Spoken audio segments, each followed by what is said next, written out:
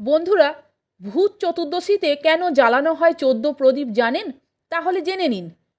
ভূত চতুর্দশীর রাতে 14 পুরুষকে বাতি দিতেই প্রদীপ জ্বালানো হয়।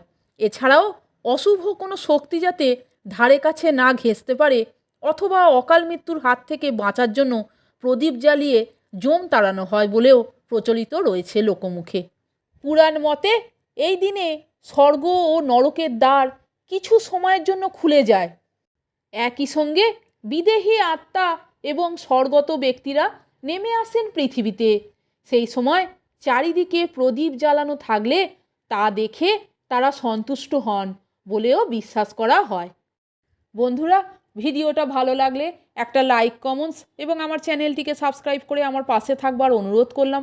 এই রকম আরও অনেক ভিডিও পেতে বন্ধুরা প্লিজ আমার চ্যানেলের ভিডিওগুলো আপনারা একটু দেখুন। ভালো লাগলে বন্ধুদের মধ্যে শেয়ার করে দেবেন। ধন্যবাদ।